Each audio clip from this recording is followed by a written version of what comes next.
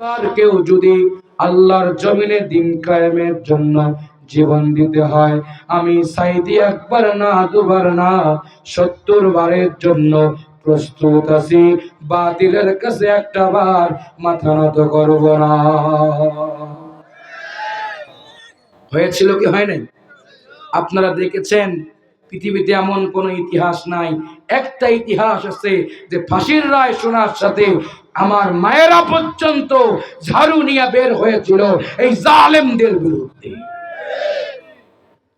প্রিয় ভাইয়েরা আমার, প্রত্যাখ্যান করলেন আল্লাহর নবীকে। 3 নাম্বার প্রস্তাব দেওয়া হলো, মুহাম্মদ রে, তুমি যদি কোরআনের দাওয়াত বন্ধ করো তাহলে আমি তোমাকে দায়িত্ব নিয়ে জিন ভূতের হাত থেকে রেহাই দিব। কি করব?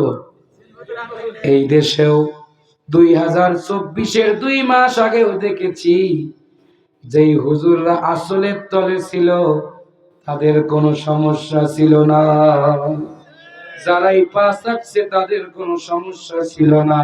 একই কায়দায় টুপিওয়ালা পাঞ্জাবিওয়ালা যিনি হক কথা বলবার কারণে জেলখানায় গিয়েছেন তিনি, আমি আশ্চর্য হই। তিনি পালিয়েছেন ভালো কথা, কিন্তু বাইতুল মুকাররমের হুজুর পালালো কেন? কথা কানে দালাল। আরে তিনি কেন পালাবেন? তিনি তো হুজুর, কিন্তু আসলে সব হুজুর হুজুর না, এগুলো খেজুর। কয়েকদিন আগেও বলতো দিনকাল খারাপ, বাতিলদের পা চেটেছি। আরেকটা নব্য জাহেল ঢাকায় আছে, নাম ফরিদউদ্দিন মাসুদ। শাহবাগে যাবার পরে কয় আমি সব থেকে বড় কাজটা করেছি।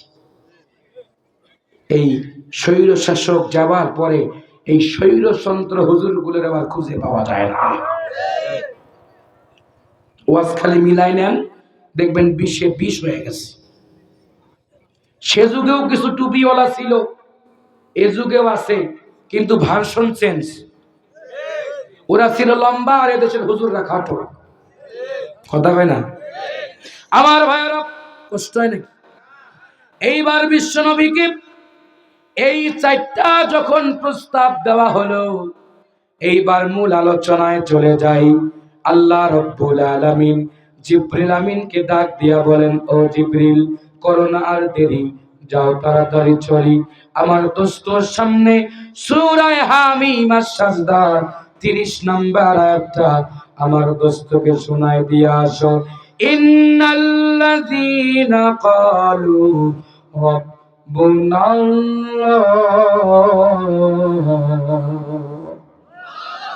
এর মানে হলো নিশ্চয়ই যারা বলে, ক্বালু বলে রব আমাদের আল্লাহ, নিশ্চয়ই যারা বলে, আলেম যদি আশেপাশে থাকেন, কোরআনের যত জায়গায় ইন্না শব্দ এসেছে ম্যাক্সিমাম জায়গাগুলোতে গ্রামারের কায়দায় এগুলোকে হরফে মুসাব্বা বিল ফেল বলে।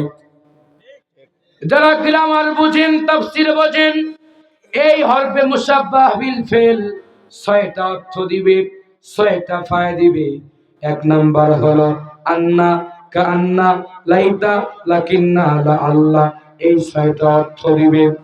কোরআনের যত জায়গায় ইন্না শব্দ আছে এর মানে হলো ইন্নাল্লাযীনা আমানু, নিশ্চয়ই যারা ঈমান আনে, ইন্নাল্লাযীনা কাফারু, নিশ্চয়ই যারা অস্বীকার করে তারা কাফের। কথা কোন ঠিক কিনা? ও আল্লাহর বান্দারা, এই ইন্না শব্দ দিয়ে আমরা বুঝলাম আল্লাহ রাব্বুল আলামিন তার নবীজিকে জানায় দেন, নবীজি আপনি বলুন, ক্বালু রাব্বুনাল্লাহ, নিশ্চয়ই যারা বলে রব আমাদের আল্লাহ, সুম্মাস্তাকামু, ইস্তিকামাত থাকে, দৃঢ় থাকে, প্রতিষ্ঠিত থাকে, ভয় করে না, হতাশ হয়ে যায় না।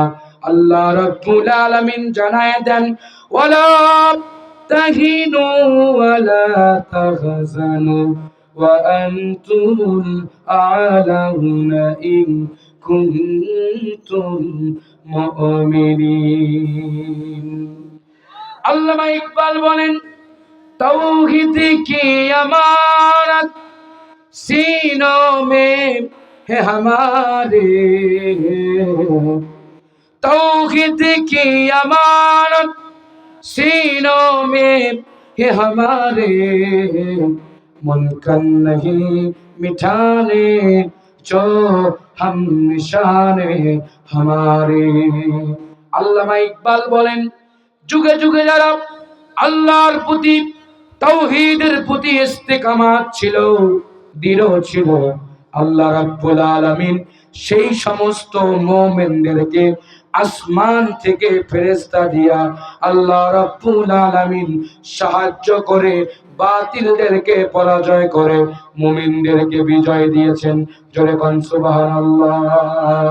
আল্লাহু আকবার বলো রে মুমিন, তারি আকাশ আর তারি জমিন, আল্লাহু আকবার বলো রে মুমিন। আমি কাহাল আগিসা যাইলাম কুঞ্জ যত্ন করে।